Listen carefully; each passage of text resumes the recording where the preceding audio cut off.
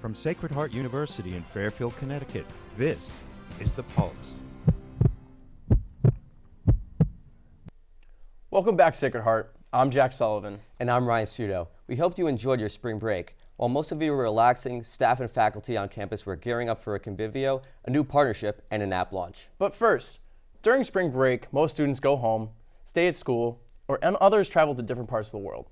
But here at Sacred Heart, 4 groups did none of the above. Instead, they traveled across the country for a unique, especially important reason. We go to Ryan Toohey for more.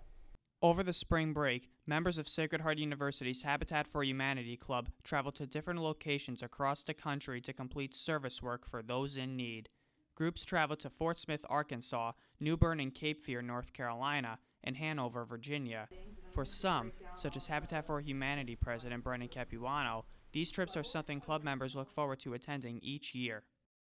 For me, the most rewarding part that I've found is leading new people, in all honesty, because you show up to the work site on the first day, people are holding the hammer like right up at the top. They don't know what they're doing, and then by Wednesday you have a whole group of strangers and like freshmen, sophomores, seniors who might have never stepped foot onto a work site before, and they're working together as a family to try to do this amazing thing for another for a deserving homeowner. For others, it was their first time, like communications professor Keith Striovi, who joined Brendan on his trip to North Carolina.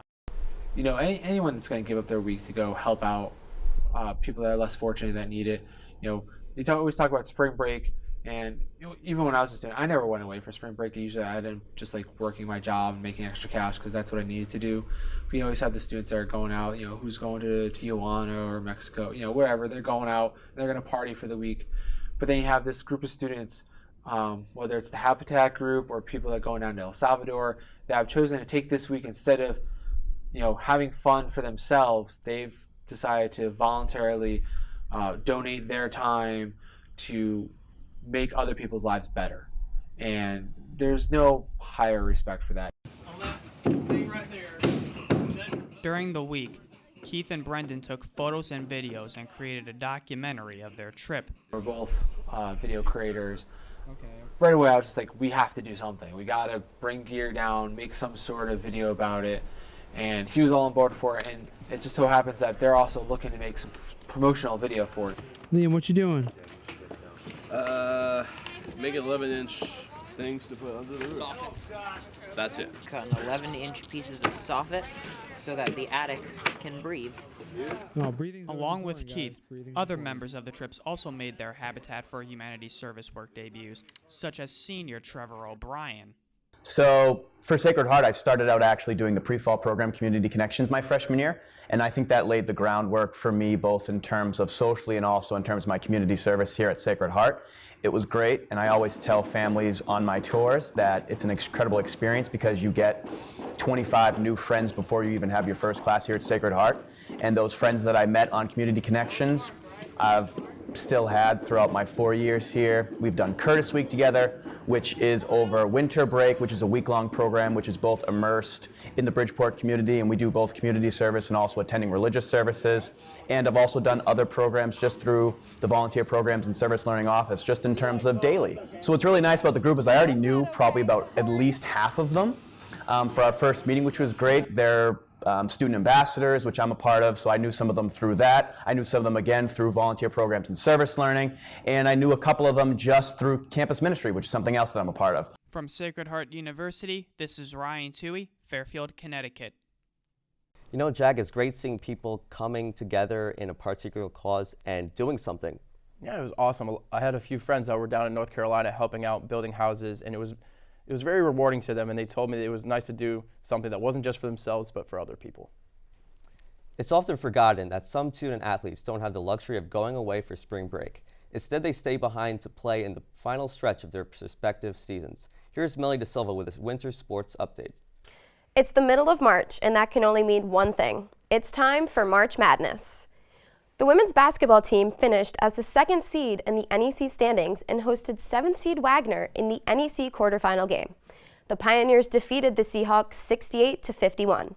The Pioneers now advance to the semifinal round for the 4th straight season, where they will face the reigning NEC champion St. Francis University. After ending the regular season with a 3-game win streak, the men's basketball team was seeded number 3 for the NEC tournament. While hosting the 6th-seeded LIU Blackbirds, the Pioneers were upset in the NEC quarterfinals and lost 71-62. The Pioneers ended the season with an 11-7 NEC record and 15-17 overall record. The men's hockey team finished as the 4th seed in the Atlantic Hockey Tournament, earning themselves a first-round bye. The Pioneers look to advance to the Atlantic Hockey semifinals for the first time since the 2009-2010 season. The best-of-3 quarterfinal series starts at home against 5th-seeded Rochester Institute of Technology. Good luck to all of our playoff contenders. Back to you, Jack. Although the season ended with an unfavorable result, there were many highs to go along with the lows. Dominic Daniele is here in the studio with senior basketball captain Sean Hohen to talk about his time as a Sacred Heart Pioneer and how excited he is to pass the ball to the young but talented squad. Thanks, Jack. So, Sean, welcome to the show. Thank you. Thank you for having me. You guys had a good year this year, but, an unfavorable result against LIU Brooklyn going to the quarterfinals. But, it was a roller coaster type of year, but regardless, you guys had a phenomenal year. Thank you. So, after that game, regardless of, the result, how did you guys feel about how your season went? Like you said, it was a very roller coaster year. It was always obviously its challenges. We had 7 new guys, 8 if you include one kid that didn't even play Division I before. So everyone was kind of finding themselves, finding the team, see what it takes to win some games. We had some suspensions, we had some guys get hurt, so it's like we really hit every single possible scenario, and I think we handled adversity well. We were able to bounce back at some losses, but then we also got some big-time wins. We had some big performances out of some certain guys. Obviously, it wasn't the way we wanted to end against LIU, but we were all very happy with proving people wrong. We were projected 9th in the conference. We finished 3rd. So I think we did a lot of good things well. Going back to proving people wrong, like your journey to come into Sacred Heart, it was definitely interesting because, you were kind of expected to be a 4-year backup, not getting much playing time. And you were even a backup guard to Quincy McKnight and Kane Broom, who are now playing in the March Madness tournament. That's unbelievable. Yeah. So now with that chip on your shoulder, did that motivate you to become a better player and leader? Yeah, no question. Like you said, I came in as a favor. I kind of kept on the radar, and it's starting to come out now that I was really kind of a favor to come for some people, and I kind of just got in the gym, put my foot down. I was like, I don't want that to be it. I want to play, and I started off behind Quincy, behind Kane, who are both 2 studs, and they really helped me grow as a player because seeing what they were able to accomplish, I kind of wanted that success. And I think that really helped me become a player and a good player. And then I'm trying to do that for these younger guys. I'm trying to lead these younger guys, see what for them to take the next step and for them to advance their career. I've been to many games attending with friends or working the cameras for NEC front row, so I've seen the way you play. You're either draining threes, blocking shots, or you're just an animal on the court. Thank you. Do you model your playing style after somebody who you idolized growing up, or does it just come from who you are? There are 2 people that come to mind right away. The first one growing up was Damian Lillard. I loved everything about him. He's always been my favorite player, always will be. He's coming from a small school, stayed loyal to the Portland Trail Blazers and Weber State where he went. And I love that. And he worked really hard, proved people wrong, and he's making great money and having a great career. And the other one is my cousin, Ryan Archidiacono, who played at Villanova, won the national championship there. And someone like him, he didn't play senior year of high school because he had back surgery, went to Villanova. A lot of people took the scholarships away. Everyone thought he was going to be like a bust. But he put in the work, and he had a great 4 years and won that championship at the end. And playing for the Chicago Bulls now, and it just shows where hard work can take you. And that my cousin is a perfect example of that, and he's someone I really look up to. Oh, that's awesome. Yeah. So being a senior, you're the only senior on this team, and this team is losing a big piece, a captain, in you. So how comfortable are you passing the torch to these young players, and how do you think they're going to develop and take different roles next year and in the future? It's a good question. So we have 3 guys stepping up right now that I think are going to be captains, and Ken LaRose, who's been here. This is going to be his 4th year next year. We have Jarrell Spellman, who's going to be his 3rd year next year, and E.J. Anasicki, who's going to be his 3rd year next year. These are 3 guys that are all about the team. I've always bought in and are always doing whatever it takes for the team to win. And that's what you need in a leader. And they're always going to be on time. They're always going to wear the right stuff. They're always going to put the work in. And that's what's really going to help this team grow, because when they see your leaders doing it, then everyone's going to do it. And then when it comes to the younger guys taking a bigger step, it's everyone's role is going to be a little different. Everyone has to be ready to take a bigger step and play a little bit better. But I always tell everyone was you have to lead each player differently. Some player you have to get on and make sure he's working hard. Some player you need to put your arm around him and be like, look, we love you. I know it's tough now, but you're going to get over the hump. So I think if once Kinnan, Jarrell, and EJ realize that you have to lead people the right way, then I think the team's really going to grow. And going back to being a senior, this is your last year playing. What are you going to miss the most about Sacred Heart Pioneer basketball? A lot. I after the last game, I got really emotional. I had to break down the locker room. It's just like, it's everything in one, and I wouldn't trade it for the world. I never even thought about leaving this place once. The relationships I built with teachers, with mentors, with alumni, with coaches, players, it goes way beyond basketball. And obviously, playing well, getting some wins is always great, but that's your last 4 years, and these relationships last forever. So I'm going to take that away. Awesome. Sure. And lastly, I have to ask, it's March now. March Madness is starting to heat up. Who do you have taking it all this year? Who do you like? So my brother might kill me for this, but he plays at Villanova right now, my brother, and so I'm supposed to have them, but I don't. I have Duke winning it all. I'm the biggest Zion fan. Oh, he's amazing. I think he's the coolest guy ever.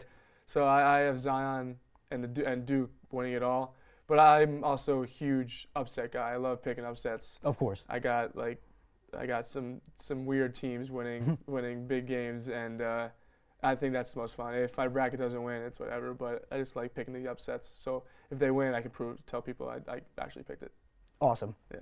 All right, Sean, thank you for your No time. problem. This was great. Thank you. No problem. Back to you, Jack.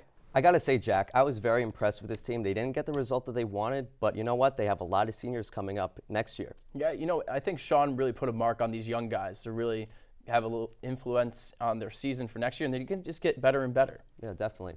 Coming up, we'll bring you all the details on Sacred Heart's new partnership with SAS and the new program she is offering. And we're taking a look at how students are coming along with their senior projects. Are some catching senioritis? Stay with us to find out.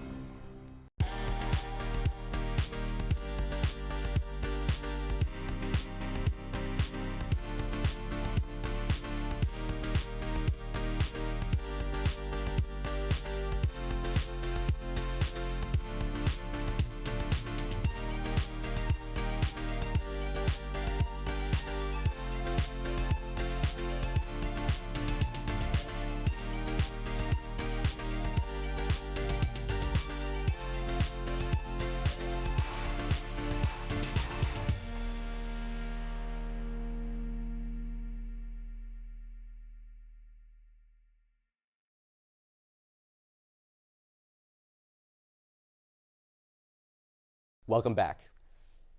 On the weekend of March 1st, Sacred Heart was the location for Convivio, a Catholic conference where students from grades 9 through 12 come together to share their beliefs and experiences in today's society. I went to the conference myself to see what this event is all about. The Diocese of Bridgeport organized their 10th year of Convivio at Sacred Heart University.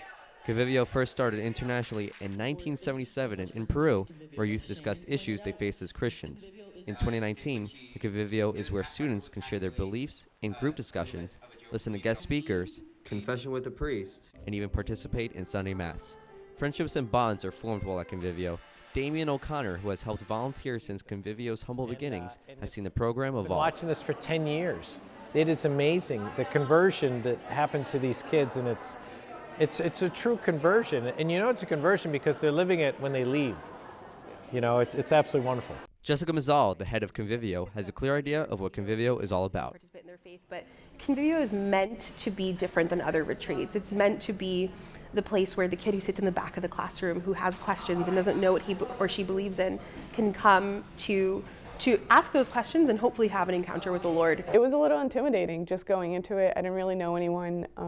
It was a lot of people. It still is a lot of kids who attend it. So it was just different for me because I didn't know what to expect. I didn't know who I would be meeting. But it was great. The entire weekend was just so full of like faith, fun, and joy. I get chills thinking about it. I knew these guys when they were teenagers, and now they're leading this. And it's, yes, there's a similar charism to the beginning, but what I noticed today, especially, it really hit me that it's become their own now. They've taken ownership of this. And yes, the bells and whistles, some of that's the same, the structure, and it should be because it works well.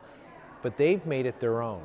And you hear that in how they speak and how they act, and their faith is completely alive. It's absolutely wonderful, and it's exciting. It's very inspiring. That the entire year of preparation is for the sake of even one person to have that change of heart and conversion over the weekend.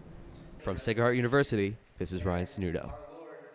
Ryan, what made you get into this topic of Convivio? Well, I noticed on the Sacred Heart calendar, which showed Convivio, I'm like, what is that? And I noticed that it's been around for 10 years, and Sacred Heart's been allowing them to use that location. And I got to say, experiencing and getting to know these kids, it felt like I was one of them.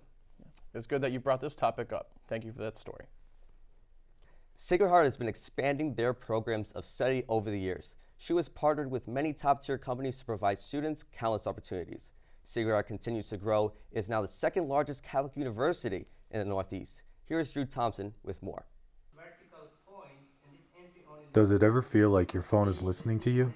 You mention something to a friend about an item you need, and then all of a sudden you get ads for it without having done an internet search? Students here at Sacred Heart University in the digital marketing program are learning how these tactics are executed and why they are a way for companies to run successful advertisements on the web. Sacred Heart's graduate program for digital marketing students are being offered a new certificate upon graduation. Sacred Heart and SAS have teamed up in creating the SAS Joint Certificate Program in digital marketing. Sacred Heart is the only institution of higher learning to offer said certificate in this field of study. SAS is a company that is at the forefront of analytics, business intelligence, and data management. And Sacred Heart students will be able to work with real marketing problems and data, allowing these students to gain real-world experience they would not get otherwise. They feel right now that their program is so relevant that they get a certification by taking our courses. So they don't have to take extra exams in order to get this certification. A certification is a good substitute. It's not a good substitute. It's a good complement for business experience and work experience. So when you work to the work environment, it's always good to have some backup, such as a certification that proves your skills and can give a certain assurance that you have been trained in a specific area. The digital marketing program is not done with adding other partnerships on their docket. Dr. Mendoza says the program wants to continue to strengthen itself and keep up with the technology as it continues to change. We want to strengthen our focus in more towards artificial intelligence marketing, more towards big data marketing. We have been covering for 2 years, and we want to keep expanding in trying to. We're not playing catch up, but rather we're evolving, and we want to explore new things, and we want to be in the cutting edge with our program. So we are attending the SAS Global Forum in 2019. That's in April, May, with the students. And we just plan to keep going and keep improving and keep relevant. Keep an eye out for these improvements. Expect nothing less than great things at Sacred Heart University. For the Pulse from Fairfield, Connecticut, I'm Drew Thompson. It is crunch time for seniors. Graduation is approaching and the real world is calling. For SCUMA students, senior projects are the crown jewel in a 4-year portfolio. I found out how these projects are progressing. Welcome back to our Super Bowl edition of The Huddle. Once again, I'm Nick Triano, and joining me today is Hank and Dictor. How are you doing today, Hank? I'm doing excellent, T. I mean, the Super Bowl's this Sunday. Wow, man. How much coffee did you have this morning? I don't drink coffee anymore. It gives me heartburn. I just had a couple chicken wings for breakfast, and I'm saving the rest for this Sunday.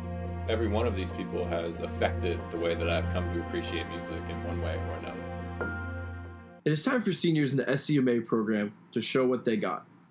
Senior project deadlines are coming up, and 4 years of hard work are being put to the test. Every student is required to have a senior project in order to graduate. Senior Eric Torrance believes that These projects are crucial to a student's success after college. I think senior projects are a lot more important than just the grade that you get at the end of the class, because if you do it right and you take advantage of a year's worth of time to make something and polish it up and make it, showable to prospective, employers and everything, it can showcase everything that you've learned over the past 4 years. My senior project is about musicians and mental health and how they both relate to one another from like a musician's perspective. So how do they kind of define their relationship with music in general? Is it an escape for them? Is it a kind of, therapy, or is it to just go and have fun with friends? And how does that evolve as people, change? Although it is March, and it seems that students are catching a bit of senioritis and looking at crunch time with very little work. I knew to plan out ahead of time that I was going to have to get all my stuff shot before Christmas break, so then I can edit throughout the springtime. And I know that there are people who still haven't shot their stuff, and I'm like, what's the timeline? Well, how are you going to get there? Students may need to get that push to finally get their work done. For The Pulse, I'm Jack Sullivan, Fairfield, Connecticut. Well, I want to wish all students good luck with their senior projects. It's a year-long project and the workload can be tough. After the break, Laura Green checks in with our food service provider, Chartwell, to see how they can continue to provide students with new and innovative ways to keep students fueled.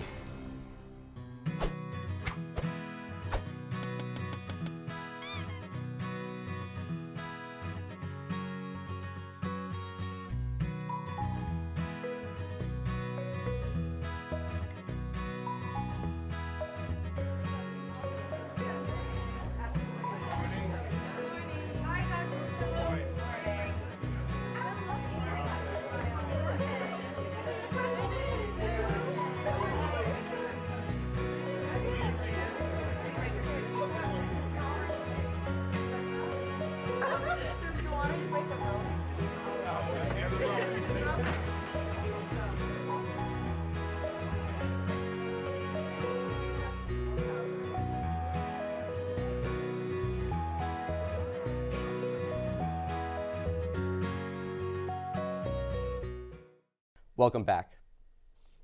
Sacred Heart is boosting our appetite in a timely manner. Laura Green gives us an inside look on how the new Boost app is allowing students to cut the lines. Hi, I'm Joe Braun. It's early in the morning and I don't want to go get my food right now, so I'm going to order it on the Boost app right here. I'm going to go to Balance Kitchen. I'm feeling more of a 2 eggs breakfast sandwich type thing, so I'm going to scroll down here, hit multigrain, and then add to basket. My food's ordered and ready to go, so now I just have to pick it up. That's it. The new app has options for Outtakes, Linda's, Einstein's, and the library. So you can't be thirsty. See, pickup time 10:10. It's 10:10. We're all set here. Come on, guys, follow me.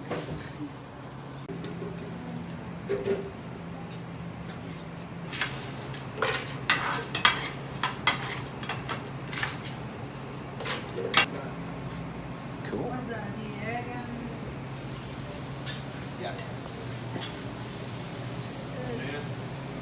Laura Green?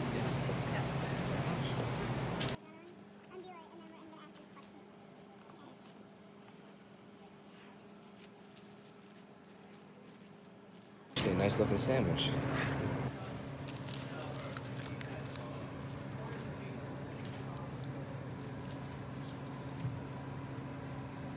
Would I do it again? Yes, I would use the app again. I think it's really efficient.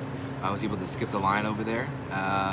When it's more packed, I think it's going to come more in handy, because skipping the line and doing whatever you need to do is more important than standing on the line. So yes, I would use the app again. The food's hot, ready to go. I'm very, very impressed.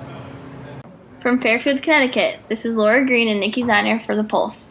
You don't need a grass skirt, a lei, or a plane to try to have Hawaiian cuisine right here in New England. Pokey Moto is the first Hawaiian poke restaurant in southern Connecticut. We meet McKenna in Fairfield to see what island food is all about.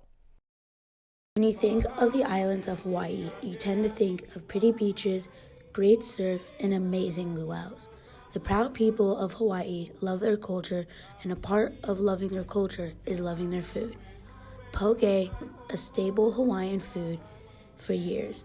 It's local, fresh, and simple in its roots. The raw fish-based meal has been making its journey over to the mainland for a few years now and has found its way to Fairfield, Connecticut in the form of a new restaurant chain called Pokey Moto.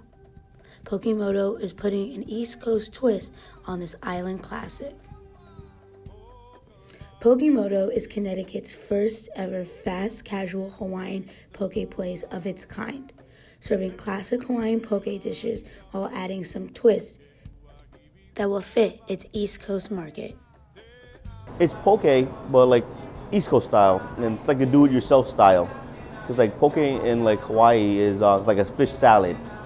Here you get to pick and choose what you want. So the fish is pure protein. If you choose, like a lot of the sauces, like you choose a soy sauce base, there's no like fat, there's very little calories. And then if like a lot of the mixes, they're just, or a lot of our toppings, they're just pure, like pure cucumbers, pure cucumbers, the salad, or the mangoes, we don't put anything else in there.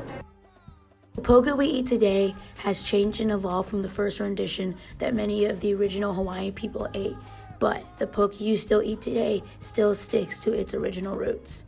I like to think of it as just a good, healthy option for people. We sell healthy food, so I enjoy working out. I like to eat healthy, and it's something that we wanted to actually provide to our first location that's open in New Haven. So to the New Haven community and just the Yale students also. And then it did really well, so we wanted to just open multiple locations.